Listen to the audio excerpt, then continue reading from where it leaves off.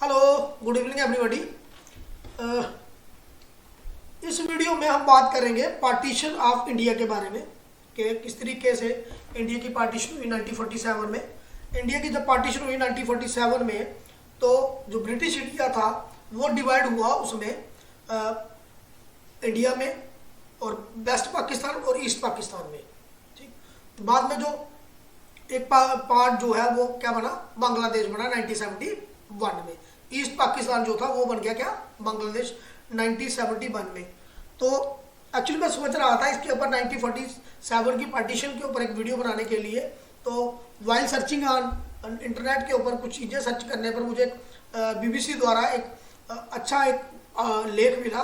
तो मैंने सोचा एक वीडियो में अलग से बनाऊंगा 1947 की पार्टीशन के ऊपर। इस वीडियो में हम डिस्कस करेंगे वही वाला जो इंडियन पार्टीशन के ऊपर जो बीबीसी का लास्ट ईयर का एक कुछ आर्टिकल है वो हम इस पर डिस्कस करेंगे, क्योंकि उन्होंने कुछ उन लोगों से मिले जो लोग 1947 के सर्वाइवर थे। उन्होंने जो कुछ कहा वो चीज़ें उन्होंने इस अपने आर्टिकल में मेंशन की है, तो थोड़ा थोड़ा उसको देखेंगे।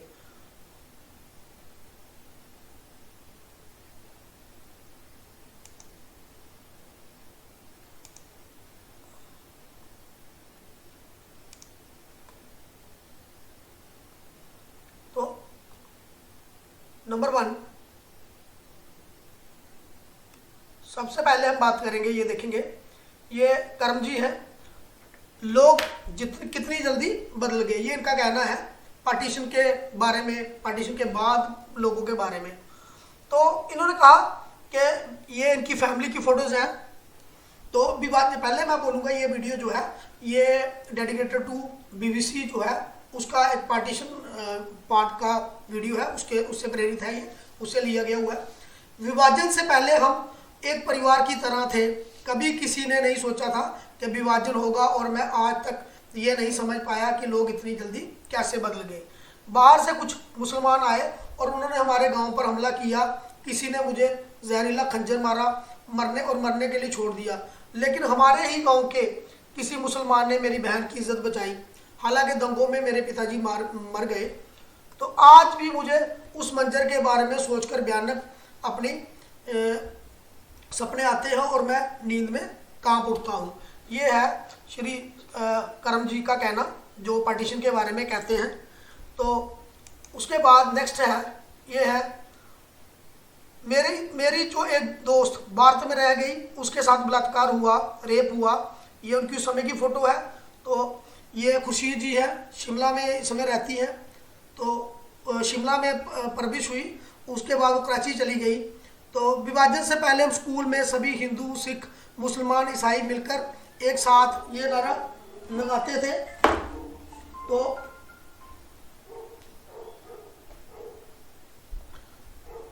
लगाते थे, हमें आज़ादी चाहिए, भारत हमारा है। लेकिन दिल्ली में बहुत सारे मुसलमानों की हत्या हुई। हमें लोगों लगा कि हम भारत में नहीं रह सकते और हमें पाकिस्तान जाना पड़ेगा।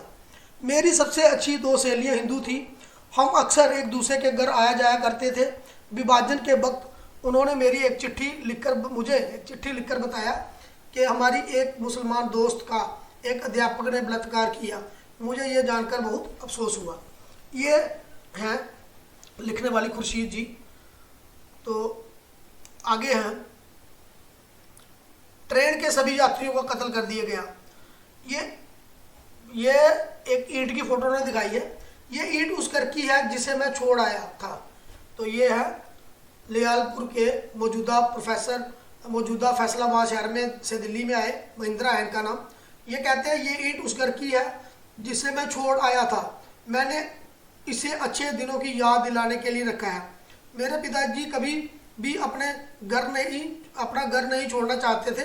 उन्होंने अपने वतन से बहुत मोहब्बत की।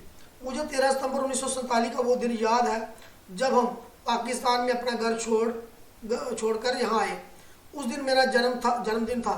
हमें भारत के लिए ट्रेन पकड़ने के लिए 25 मील चलना पड़ा। ट्रेन चलने ही वाली थी कि मेरे पिताजी ने फैसला किया, बहुत हो गया, चलो ट्रेन से बाहर निकलो। वो इसलिए क्योंकि ट्रेन में मेरे भाई को बैठने की जगह नहीं मिली। ये एक आखिरी वक्त में किया गया फैसला था। अगर अगले दिन हमें पता चला सभी सवार यात्रियों को मार दिया गया।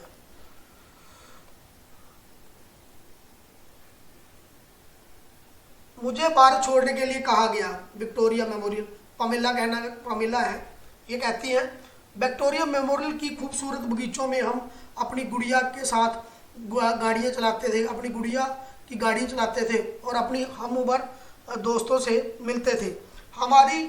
हमारी आया सफ़ेद ड्रेस पहनती थी और हमें बहुत खुशी रखती थी। मैं कलकत्ता में बिना किसी डर के कहीं भी घूम सकती थी, वहाँ सब हमारी इज्जत करते थे। लेकिन एक दिन मैं चौरंगी में साइकिल चला रही थी, कहीं अचानक किसी भारतीय व्यक्ति ने बड़े ट्रैफिक में मेरी साइकिल को धक्का दे दिया। उसने कहा, भारत छोड़ो। मैं गाड़ियाँ और रिक्शों के बीच सड़क में जा गिरी। यह बहुत खतरनाक वाकया था, मेरी जान बच गई। मैंने पेट्रोल और कीलों में बड़े बम फेंके। मैंने पेट्रोल और कीलों से बड़े बम फेंके। ये है रमन, ढाका पाकिस्तान और बांग्लादेश में रहते हैं ये। अब कलकत्ता में आ गए हैं। 1942 में भारत छोड़ो आंदोलन से जुड़ गया। बोलता मैं 1942 में भारत छोड़ो आंदोलन में जुड़ गया। मैंने एक गुट के साथ इंपीरियल टोबैको कंपनी की सिगरेट छीन ली थी। हम ब्रिटानिया को बर्बाद करना चाहते थे। जब मुसलमान हिंदू इलाकों में हमला करने आए तो मैंने उन पर पेट्रोल और कील वाले बम फेंके, जिससे उग्र भीड़ बढ़ गई।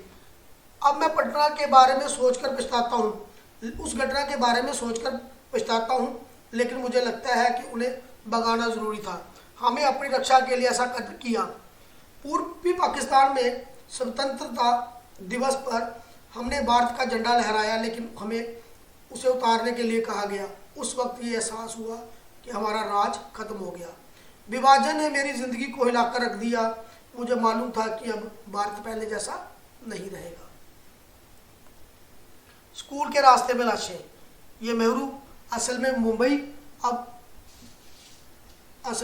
बम्बई अब मुंबई से हमारे स्कूल और कॉलेज जाने के लिए लाशों के ऊपर से गुजर कर जाना पड़ता था। हम पारसी थे, हम सुरक्षित थे। हमारे हिंदू और मुसलमान मुलाजिम थे।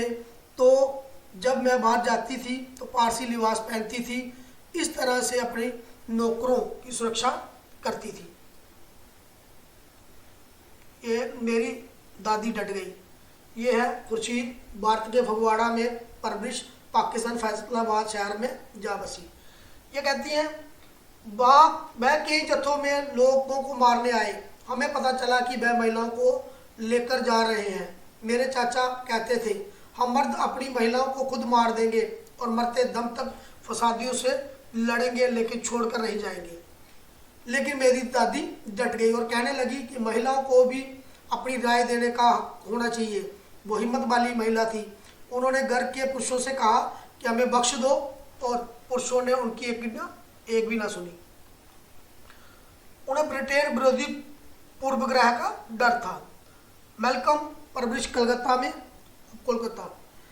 एक एंग्लो इंडियन होने के नाते हर इंसान ये समझता है कि आप सुख संपन्न हैं। आप एक अच्छे स्कूल में जाते हैं और ये समझा जाता है कि ब्रिटिश संस्कार आपकी परवरिश का हिस्सा है। कलकत्ता में बार बार दंगे और हड़तालें होती हैं। कत्लो-गारत होती की जा रही थी। ये बहुत बुरा दौर था। मुझे निजी तौर पर यह नहीं लगता था कि ब्रिटिश लोगों को बाहर छोड़कर जाने से हमारी ज़िंदगी प्रभावित होगी, लेकिन मेरे परिवार को ऐसा लगता था कि इसलिए मैं इंग्लैंड आ गया। उन्हें लगता था कि बाहर रहा तो ब्रिटेन विरोधी पूर्वाग्रह के लोग जो है उसकी पढ़ाई ख़त्म कर देंगे और बाद में नौकरी नहीं मिलेगी। यह लोगों का कहना है। हम लास्ट 12th में जाएंगे। अब गांव भरा है लेकिन दर्द नहीं गया। ये रजिया जी कहती हैं, लोग विभाजन के बारे में बात करने से बचते हैं। विभाजन के बारे में बात